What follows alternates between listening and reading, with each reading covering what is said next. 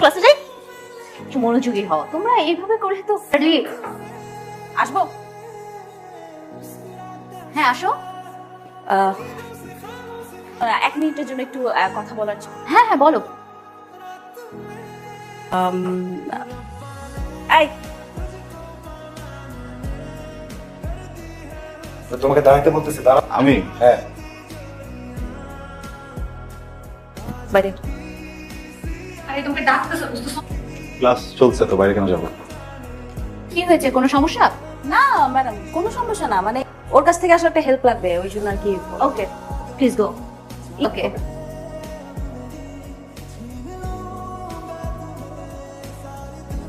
তো আমি তোমার সাথে কথা বলার চেষ্টা করতেছি কিন্তু পারতেছিলাম না। নালি আমার মনে হলো তোমার সাথে কথা বলা উচিত, তাই ডাকলাম। আপনি তো কথা বলতে পারেন। একটু কথা বলতে পারবো না কেন?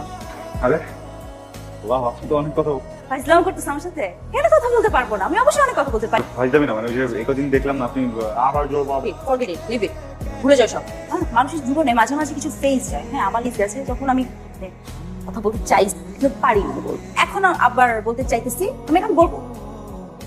বলেন। ক্লাস লেট হয়ে যাচ্ছে। হ্যাঁ বলবো তো।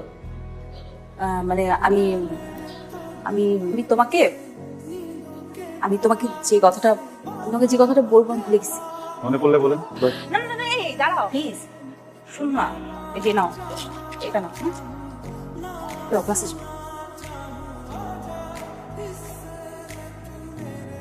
হাজদামি করস তুই, হাজদামি করস। একটা পোলার কাছে নাকা নিচু করস, মান ইজ্জত তো কিছু নাই তো, তো নাকে জায়গায় নাক এখন। মানে বুঝতেছিস না তুই? মার দেওয়ার জন্য উল্টো তুই কি করছিস? চকলেট ধরে দিছিস। খাও তো ভাই। খাতো ভাই, মামাতো ভাই, আজকে গেল খাতো ভাই। একটা ভাই হইলেও না। ও আমার মুখে আইসক্রিম ধরা দিছিল না, আমি আজকে কি করছি, ওর হাতের মধ্যে চকলেট ধরা দিছি। তুমি যে কি করছো না, এটা রিভেঞ্জ। ইভেন্টস এটারে জন্য আমাদের তো মান সম্মান তো চারটু যেটুক ছিল সেটুক চলে।